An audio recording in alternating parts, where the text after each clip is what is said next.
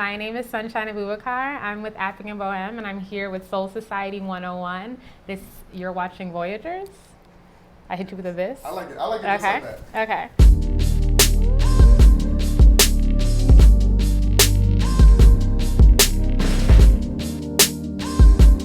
I was born and raised in Brooklyn. I am a stay-at-home mom and a content creator at AfricanBoheme. Being a stay-at-home mom is kind of taxing, but it's really awesome since my daughter is super epic. One cool thing people wouldn't know about me from looking at my social media is that I've studied photography for about 15 years. Yellow brings me joy, and like my overall thing is just to get every color that's in my hair on my body.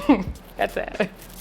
I fell in love with travel at a really young age. I'm the child of immigrants, so those first few trips home to Jamaica really just had me realize how different it was to be in New York and be in Jamaica. And like, I have a goat in one place and I have a gerbil in the other, and it really fostered this idea that the world is so much bigger than your backyard. I travel for joy. I feel like it brings me so much closer to understanding that the world is a lot smaller than you think.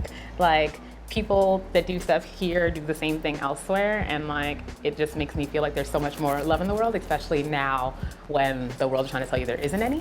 Traveling makes me feel fulfilled, especially now that I get to share it with my daughter. Before, when I traveled alone, and the idea of being like touched or looked at or gawked, you know, like while you're walking down the street someplace is one thing. And now that I'm a mom and I travel with my child and people will touch my baby without asking, like that's a whole different thing. But it still makes me feel like proud and awesome that I get to see the world and show the world through this unique lens that I have. The craziest thing that ever happened that got me to travel is that I purchased a pair of leopard print bell bottoms, and I said, wherever in the world these pants are made, I'm gonna move there.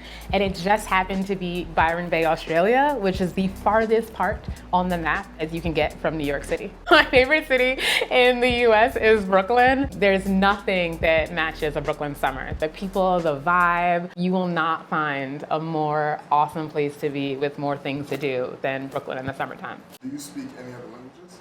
I speak Brooklyn Spanish. Ya tú sabes. I feel most at home in Mombassa, Kenya.